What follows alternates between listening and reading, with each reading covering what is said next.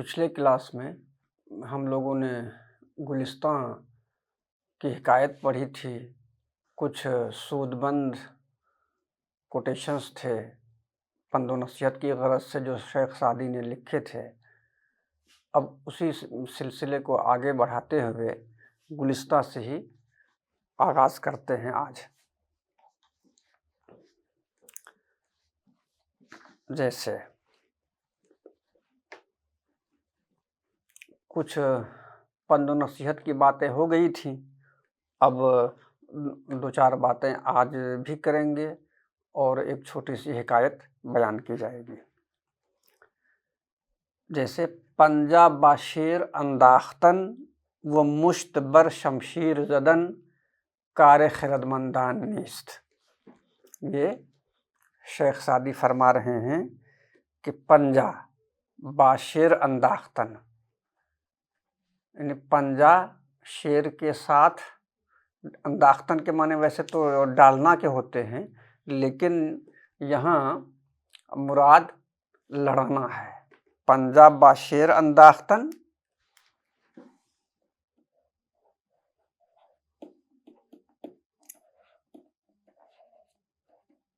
پنجہ باشیر انداختن یہ ہے گلستان سعدی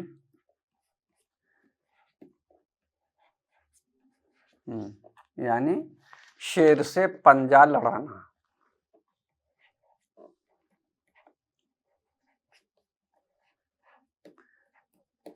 شیر سے پنجہ لڑانا. اب اسی جملے کا دوسرا ٹکڑا ہے وہ مشت بر شمشیر زدن.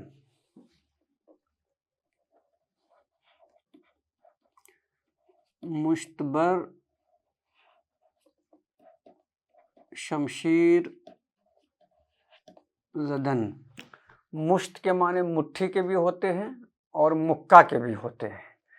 شمشیر تلوار، زدن کے معنی مارنا یعنی تلوار پر مکہ مارنا.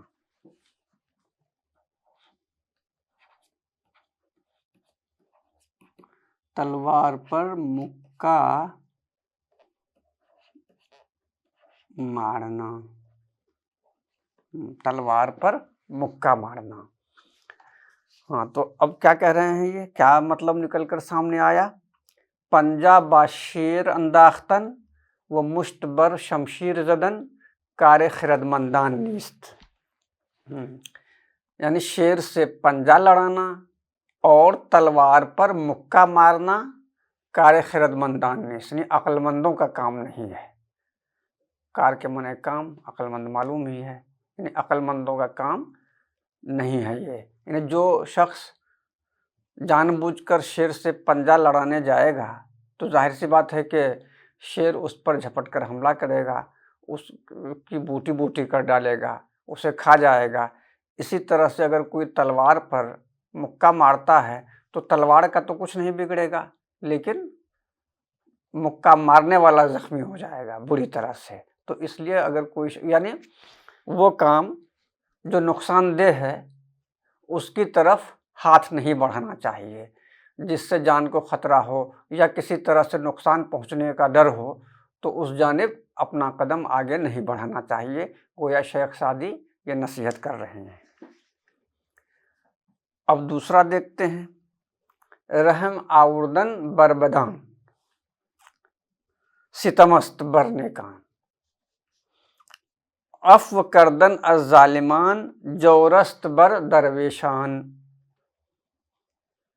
یعنی رحم آوردن بربدان، بد کے معنی برا، بداں یعنی برے لوگ. تو برے لوگوں پر رحم کرنا کیا ہے؟ ظلم ہے. برے لوگوں پر رحم کرنا ظلم ہے. کس پر؟ بر نیکان، نیک لوگوں پر. یعنی اگر کوئی شخص غلط کام کرتا ہے، برا کام کرتا ہے اور اسے اس کی مناسب سزا نہیں دی جاتی ہے، اسے تنبیہ نہیں کی جاتی ہے، اسے برائیوں سے روکا نہیں جاتا ہے تو پھر دھیرے دھیرے اس کی برائیاں بڑھتی چلی جائیں گی اور اس کے اندر حق اور انصاف نہیں ہو پائے گا۔ کس کے اندر؟ نیک لوگوں پر۔ تو اسی لیے کہا جا رہا ہے کہ جو نیک لوگ ہیں، قابل رحم نیک لوگ ہیں، نہ کہ برے لوگ ہیں۔ اس لیے کہ برے لوگوں کو اگر چھوٹ دے دی گئی تو گویا اس کا ظلم و ستم دن بدن بڑھتا چلا جائے گا اور یہ اچھے لوگوں پر ایک طرح سے ظلم ڈھانا ہوگا۔ اب آگے کہہ رہے ہیں عفو کردن الظالمان جور است بر درویشان۔ عفو کے معنی ہوتے ہیں معاف کرنا۔ عفو کے معنی معاف کرنا۔ ابھی بدان آیا یعنی برے لوگ، برے لوگ۔ جور کے معنی ظلم کے، جور کے معنی ظلم۔ اسی طرح سے یعنی برے لوگوں پر رحم کرنا کیا ہے؟ وہ اچھے لوگوں پر، نیک لوگوں پر، صالح لوگوں پر ظلم ڈھانا ہے۔ اسی طرح سے عفو کردن الظالمان، ظالم لوگوں کو معاف کرنا درویشوں پر ظلم و ستم ہے۔ یعنی ظلم کرنے سے اگر کسی ظالم کو نہیں روکا گیا تو ظاہر سی بات ہے کہ وہ تو معمولی بات پر لوگوں کو روکتا چلا جائے گا، اپنی مرضی تھوپنے کے لیے کسی بھی حد تک جا سکتا ہے، کسی کی زمین جائیداد پر غاصبانہ قبضہ کر سکتا ہے، کسی کو ناحق سزا دے سکتا ہے۔ تو اس طرح سے ظالموں کو ہر حال میں روکنا ضروری ہے۔ بلکہ کہا بھی جاتا ہے، حدیث بھی ہے کہ ایمان کے 3 درجے ہیں۔ یعنی اگر کوئی ظلم کرتا ہوا پایا جائے، دیکھا جائے تو اسے بائی فورس روکنا چاہیے، طاقت کے بل پر اس کو روکنا چاہیے۔ لیکن اگر مقابلہ نہیں کر سکتا ہے،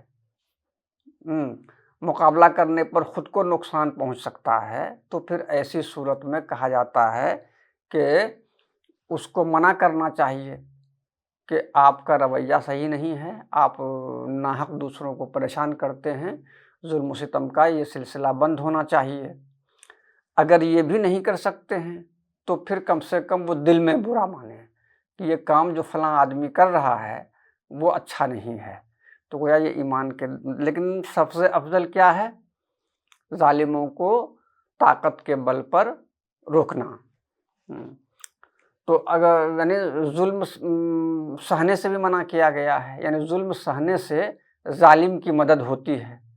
تو اسی میں اس جملے میں وہی کہا گیا ہے کہ اگر کوئی شخص ظالموں کو معاف کر دیتا ہے، معاف کرنے کا مطلب ہوا کہ کھلی چھوٹ دینا۔ اب کھلی چھوٹ مل جائے گی تو پھر وہ بے لگام ہو جائے گا، اس کا ظلم و ستم بڑھتا چلا جائے گا۔ جو مجبور ہیں، جو معذور ہیں، جو درویش ہیں ان پر۔ تو اسی لیے تو گویا اگر ظالموں کو کوئی معاف کرتا ہے تو اس کا مطلب ہوا کہ درویشوں پر، یعنی جو بیچارہ اور بے سہارا قسم کے لوگ ہیں ان پر گویا یہ ایک طرح سے ظلم ہوگا۔ اب پھر ایک نصیحت اور ہے، دوستی پادشاہان اعتماد نہ تواں کرد وہ بر آواز خوش کودکان۔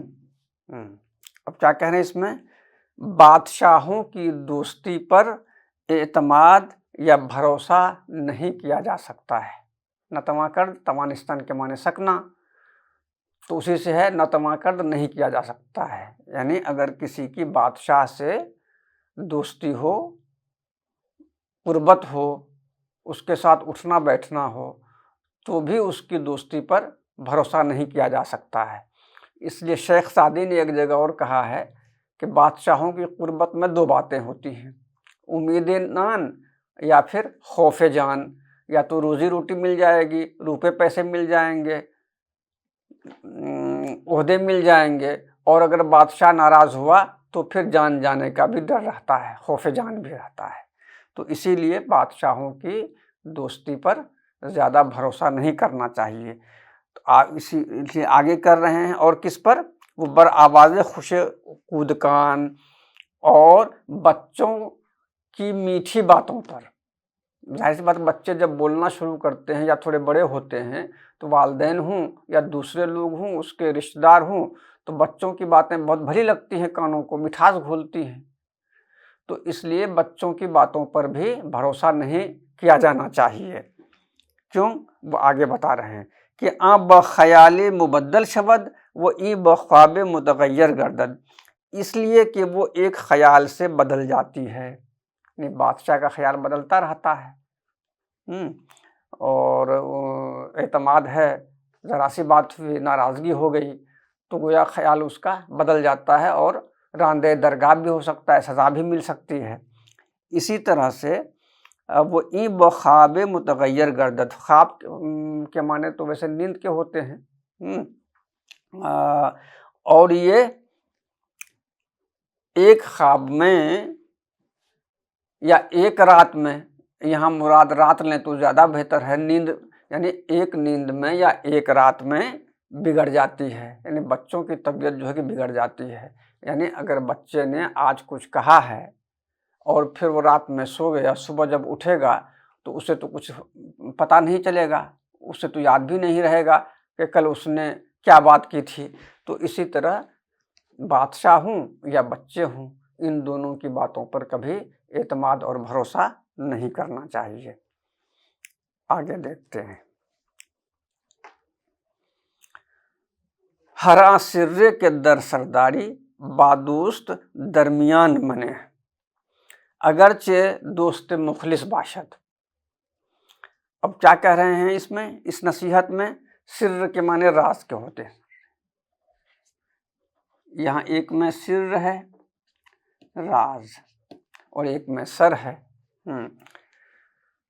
ہر سرے کے در سرداری، یعنی ہر وہ راز جو تم سر میں رکھتے ہو، دماغ میں رکھتے ہو، سوچتے ہو، جس راز کے بارے میں، دوستوں کے درمیان مت رکھو، یعنی دوستوں سے اس کا ذکر تم مت کرو، اس لیے کہ تم نے تو دوست سمجھ کر ذکر کر دیا، لیکن ہو سکتا ہے اس کا تمہارے علاوہ اور کوئی دوست ہو، وہ اس سے بتائے گا، وہ کسی تیسرے کے پاس جائے گا، تو اس طرح گویا راز راز نہیں رہ پائے گا بلکہ بھنڈا پھوٹ جائے گا۔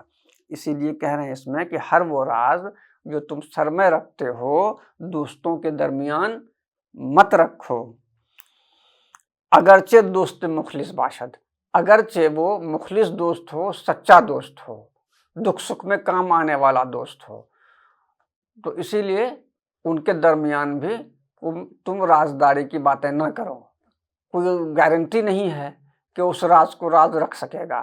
اس لیے جو تم کام کرنا چاہتے ہو، تمہارے ذہن میں جو بھی باتیں ہیں، تو جب تک وہ انجام تک نہ پہنچ جائے اسے اپنے اندر ہی رکھنا چاہیے، اس لیے کہ انسان کے کہنے سننے سے معاملات اور مسائل حل نہیں ہوتے ہیں، بلکہ اگر کوئی عملی طور پر کام کرتا ہے اور وہ کام منظر عام پر آتا ہے تو خود بخود لوگوں کو معلوم ہو جائے گا، اور اگر کوئی کام کرنے والا ہے، ذکر اگر کسی سے کر دیا گیا، ممکن ہے کہ اسے بہکائے، اسے اس کام کرنے سے روکے، تو اسی لیے منع کیا گیا ہے کہ راز کی باتیں کبھی بھی دوست کے درمیان نہ کی جائے، خواہ وہ مخلص ہی کیوں نہ ہو۔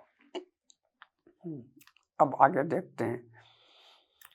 چدانی کے وقت دشمن گردد، تمہیں کیا معلوم کہ وہ کسی وقت دشمن ہو جائے، یعنی راز کی بات، اور ظاہر سی بات ہے کہ وہ تو پھر اگر دشمن ہو گیا تمہاری کسی بات سے، وہ ناراض ہو گیا، خفا ہو گیا، تو پھر وہ راز تو رہے گا نہیں، بلکہ گھوم گھوم کر لوگوں سے بتائے گا، نقصان پہنچانے کی تمہیں کوشش کرے گا۔ تو اس طرح کی باتیں ہیں۔ وہ ہر گزندے کے توانی بد دشمن مرساں کے باشد کے وقت دوست شود، اور گزند کے معنی تکلیف۔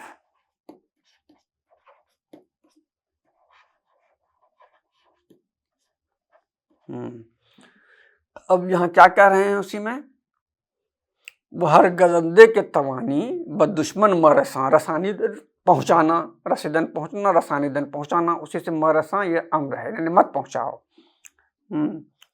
اور ہر وہ تکلیف جو تم پہنچا سکتے ہو دشمن کو مت پہنچاؤ، یعنی اگر تمہارے اندر قدرت ہے کہ تم کسی کو تکلیف پہنچا سکتے ہو، اپنے مخالفین کو نیچا دکھا سکتے ہو، اسے کمزور ثابت کر سکتے ہو، لیکن اسے تم زیادہ تکلیف مت پہنچاؤ، اس لیے کہ باشد کے وقت ممکن ہے کہ کسی وقت، ہو سکتا ہے کہ کسی وقت وہ تمہارا دوست ہو جائے، اس لیے اگر تکلیف تم پہنچاؤ گے تو ممکن ہے کہ اس کا دل چھلنی ہو جائے، تمہارے لیے اس کے دل میں نفرت کا جذبہ پیدا ہو، اس لیے دشمنی بھی حد سے زیادہ نہیں کرنی چاہیے۔ کیا معلوم کسی مصیبت کی گھڑی میں وہ دشمن بھی کام آ جائے اور پھر بعد میں وہ دوست بن جائے، اس لیے مخلص دوست کے پاس راز کی باتیں نہ کیا جائے،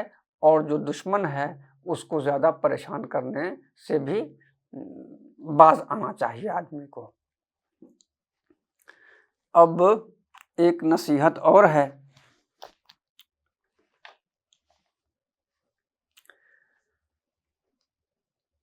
رازے کے نہا خواہی باکس درمیان منے، یعنی وہ راز جو تم چھپانا چاہتے ہو، نہا کے معنی چھپانا۔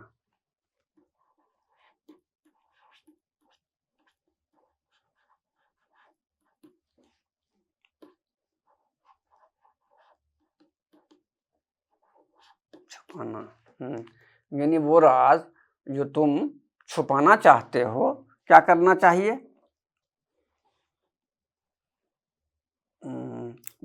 کسی شخص کے درمیان مت رکھ، دل کے پوشیدہ رازوں کو پہلے تو کہا دوست سے منع کیا، لیکن پھر کہا ہر کس و ناکس کے درمیان نہیں رکھنا چاہیے۔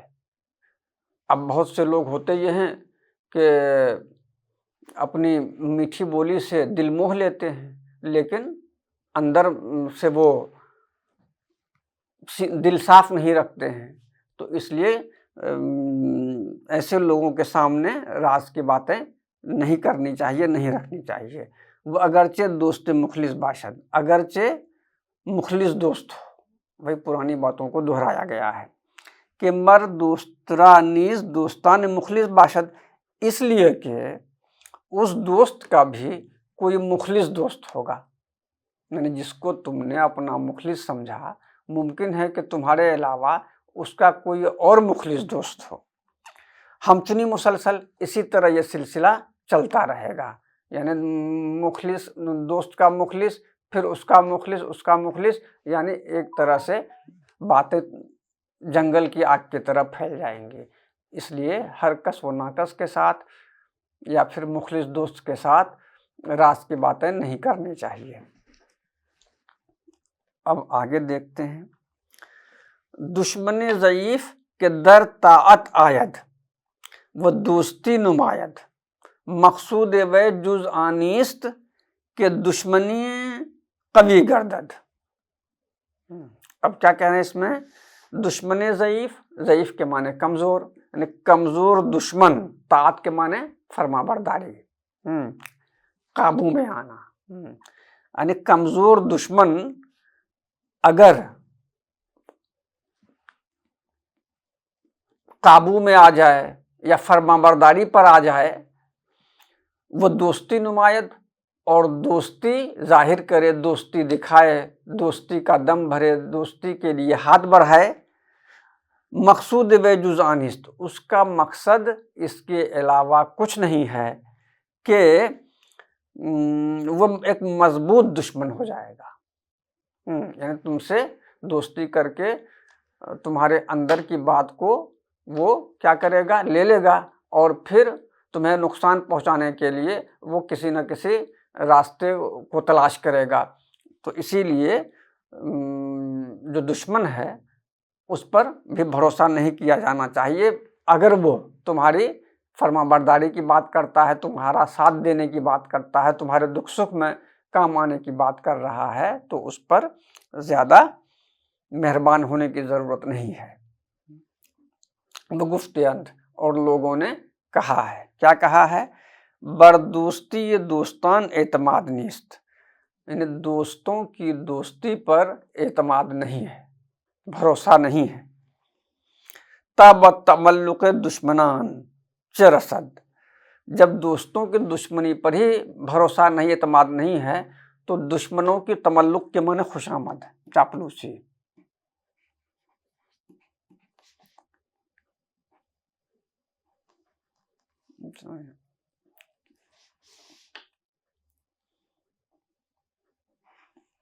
بلکہ یہاں سے لیں، تملق کے معنی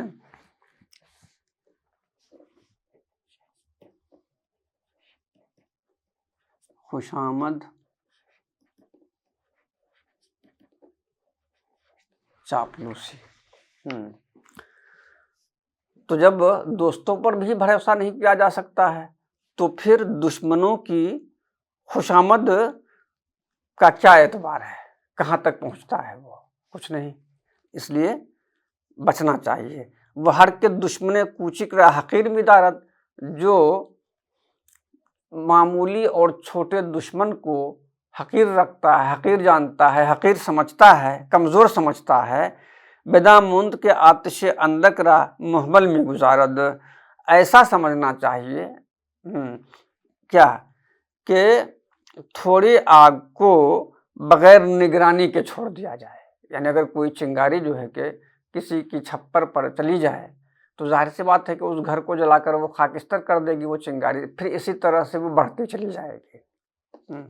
اس لیے کہا جاتا ہے کہ دشمن کو بھی حقیر اور کمزور نہیں سمجھنا چاہیے۔ اگر اس کو حقیر اور کمزور سمجھا گیا تو ظاہر سی بات ہے کہ وہ تو طاقتور اور مضبوط ہونے کی کوشش کرے گا، جس طرح سے ایک چنگاری جو ہے کہ پہلے تو ایک چھپر پر لگتی ہے، اب پھر وہ دھیرے دھیرے اس کا دائرہ بڑھتا چلا جاتا ہے۔ اس لیے کمزور دشمن بھی وہ دوسروں سے، جتنے بھی مخالفین ہیں، اس سے سمجھوتا کر کے تمہیں زیادہ نقصان پہنچا سکتا ہے۔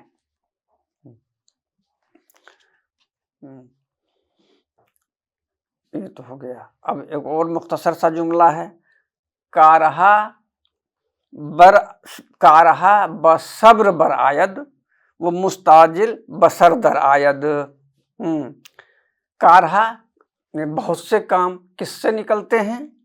صبر سے نکلتے ہیں، صبر سے باہر آتے ہیں۔ یعنی انسان اگر صبر کرتا ہے تو اس کے بہت سے کام یوں ہی نکل آتے ہیں، اسے دقت اور پریشانی نہیں ہوتی ہے۔ وہ مستعجل اور جلد باز سر کے بل گرتا ہے، یعنی جلدی کام شیطان کا کہا بھی جاتا ہے، تو اسی لیے جلد بازی میں کوئی کام نہیں کرنا چاہیے، کوئی فیصلہ نہیں لینا چاہیے، بلکہ غور و فکر کر کے خوب سوچ سمجھ کر کسی کام میں آگے بڑھنا چاہیے، تاکہ پشیمانی اور شرمندگی آگے چل کر نہ ہو۔ تو یہ گلستان کی کچھ نصیحت آموز باتیں تھیں۔ اب ایک چھوٹی سی حکایت ہے،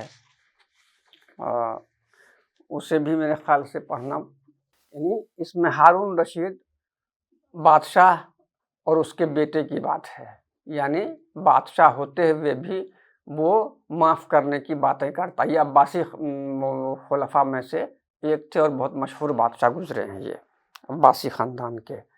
تو اب دیکھتے ہیں، یکی از پیسران ہارون رشید پیش پدر آمد خشم آلود۔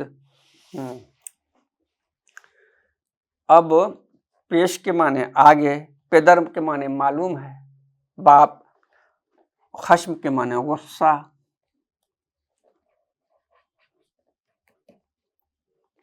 خشم آلود غصہ سے بھرا ہوا،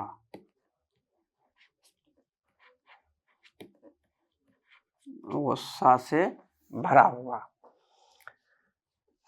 کہ فلاں سرہنگ زادہ مرا دشنام مادر داد۔ سرہنگ زادہ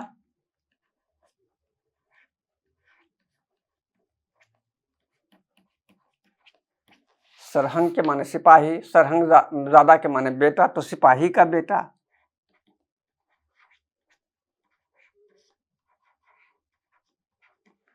दुष्नाम के माने गाली,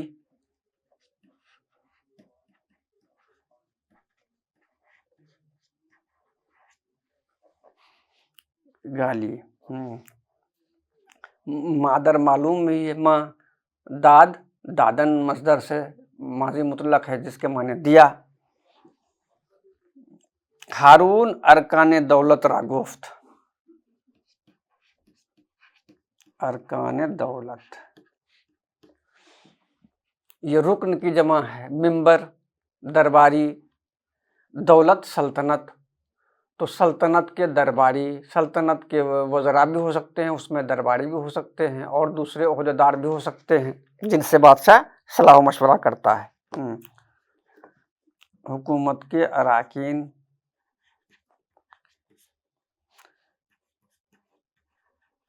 अराकीन, अब इसमें वज़रा भी हो सकते हैं,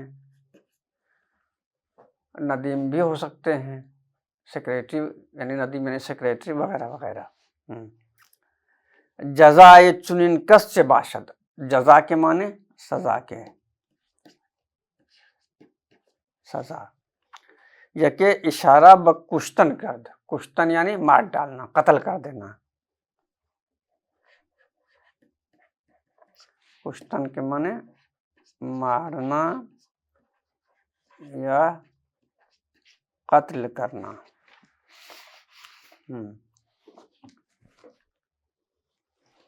मारना या कत्ल करना। तो क्या हुआ, बादशाह क्या कह रहा है, जज़ाए चुनिन कस से बाशद,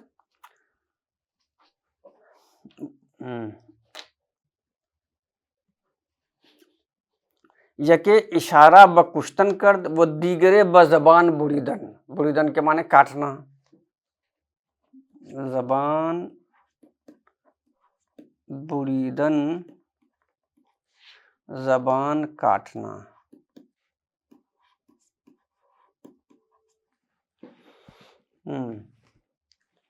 ज़बान बुरीदन, वो दीगरे ब मुसादरा, मुसादरा वो नफ़ी, अब है यहाँ पर मुसादरा।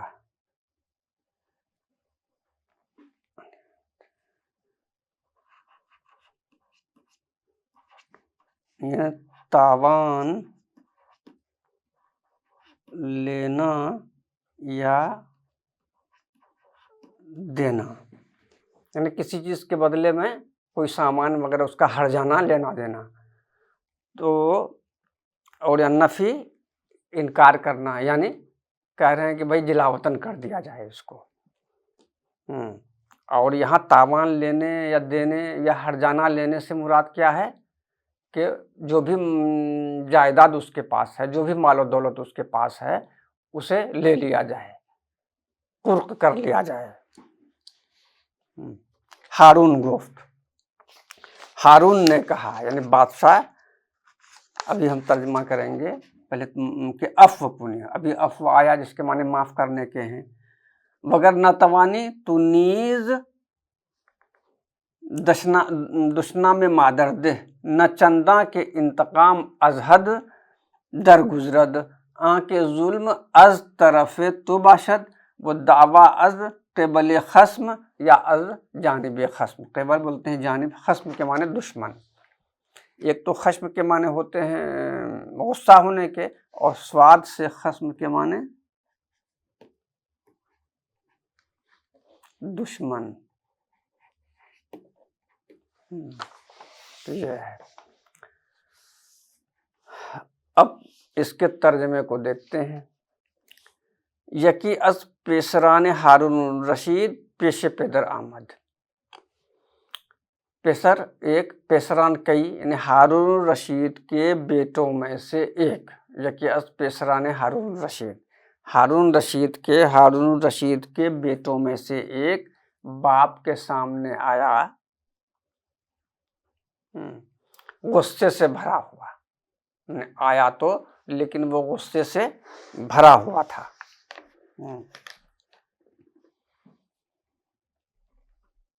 کہ فلاں سرہنگ زادہ مرا دشنام مادرداد، یعنی غصے سے بھرا ہوا تھا کہ فلاں سپاہی کے بیٹے نے مجھے ماں کی گالی دی ہے، ماں کی گالی دی، یعنی باپ سے شکایت کر رہا ہے کہ دیکھیے اس سپاہی کے بیٹے کی اتنی ہمت ہو گئی کہ بادشاہ کے بیٹے کو گالی دے، تو گویا اس بات سے وہ بہت غصے میں تھا بادشاہ کا بیٹا۔ ہارون ارکان دولت را گفت، ہارون نے ارکان دولت سے کہا، یا جو وزراء تھے یا درباری تھے، حکومت کے اہم عہدیدار تھے، ان لوگوں سے کہا، پوچھا، کیا پوچھا؟ جزائے چنین کس چه باشد، ایسے شخص کی سزا کیا ہوگی؟ یعنی سپاہی کے بیٹے نے میرے بیٹے کو گالی دی ہے، تو پھر ایسے شخص کی سزا کیا ہونی چاہیے تم لوگوں کی نظر میں؟ یہ کہ اشارہ بکشتن کرد، ایک نے قتل کرنے کا اشارہ دیا، کہا کہ ایسے شخص کو تو مار دینا چاہیے، اس کی جرات کیسے ہوگی کہ وہ آپ کے بیٹے کو گالی دے ماں کی؟ تو اس لیے ایسے آدمی کو آپ کی سلطنت میں رہنے کا حق نہیں ہے، بلکہ اسے قتل کر دیا جانا چاہیے۔ وہ دیگرے بزبان بریدن، اور دوسرے نے زبان کاٹنے کا، کہا کہ گالی اس نے زبان سے دی ہے تو بہتر یہی ہے کہ اس کی زبان کو کاٹ لیتے ہیں، تاکہ اس کی وہ عادت ہمیشہ کے لیے چھوٹ جائے، ختم ہو جائے، پھر آئندہ کسی کو وہ گالی نہ دے، کسی کا دل نہ دکھائے۔ وہ دیگرے بمصادرہ و نفی، کسی اور نے کہا، یعنی اس کے بعد بھی دوسرے نے، کسی اور نے کہا، کیا کہا؟ کہ اسے ہرجانہ لیا جائے اور یہاں رہنے نہ دیا جائے، یعنی سلطنت میں، آپ کی سلطنت میں اسے رہنے کا کوئی حق نہیں ہے، اس سے تاوان لیا جائے، بدلہ لیا جائے، اس کی تمام جائیداد کو ضبط اور قرق کر لیا جائے، یعنی جائیداد بھی ضبط ہو اور جلا وطن بھی وہ کر دیا جائے۔ جب اس کے اندر بادشاہ کے تئیں کوئی اٹیچمنٹ نہیں ہے، کوئی لگاؤ نہیں ہے، تو پھر ایسے شخص کا آپ کی سلطنت میں رہنا کسی طرح بھی مناسب نہیں ہے۔ ہارون گفت، اب بادشاہ دیکھیے کیا فیصلہ کرتا ہے۔ ہارون نے کہا، کیا کہا؟ اے پسر، بیٹے سے مخاطب ہو کے کہہ رہا ہے کہ اے پسر، کرم آنست، یعنی مہربانی کرنا کسی پر، بخشش کرنا، تو کرم یہ ہے کہ عفو کنی، تو اسے معاف کر دے، یعنی جس سپاہی کے بیٹے نے تم کو ماں کی گالی دی ہے تو تم بھی اس کو معاف کر دو۔ وہ اگر ناتوانی تو نیز دشنام مادر دے، لیکن اگر تم ایسا نہیں کر سکتے ہو تو پھر تو بھی اس کو ماں کی گالی دے دے، بات برابر ہو جائے گی۔ اس لیے کہا جاتا ہے کہ جیسے وہ تیسا، اس نے گالی دی تم کو، تم بھی اس کی ماں کو گالی دے دو، بات برابر ہو جائے گی، غصہ اتر جائے گا۔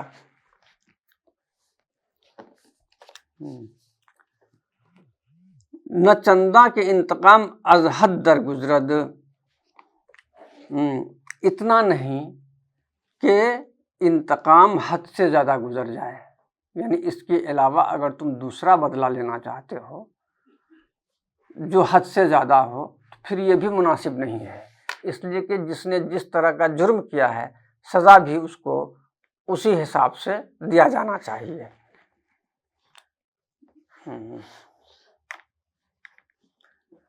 آگاہ ظلم از طرف تو باشد و دعویٰ از قبل خشم، یعنی اس وقت ظلم تمہاری طرف سے ہوگا، یعنی ابھی تم نے سخت سزا دے دی اور بعد میں ہوگا کیا کہ یہ تو ظلم ہوگا، سب کی زبان یہاں بھی اور آخرت میں بھی، وہ دعویٰ اور دعویٰ دشمن کی جانب سے، یعنی ابھی تو تم دعویٰ کر رہے ہو کہ میرے ساتھ زیادتی ہوئی، مجھے ماں کی گالی دی، لیکن اگر تم نے حد سے زیادہ، ضرورت سے زیادہ اس کو سزا دے دی تو وہ پھر تمہارا دامن پکڑے گا، ہمارا دامن پکڑے گا کہ ہمیں انصاف چاہیے۔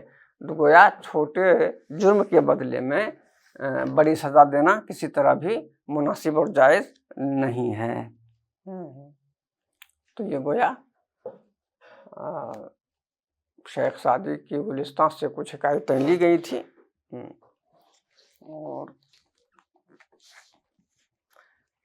اب میرے خیال سے اب گلستان پر تو میرے خیال سے 4 حکایتیں پڑھی گئیں اور کچھ پند و نصیحت پر مبنی کوٹیشنز وغیرہ دیکھے گئے۔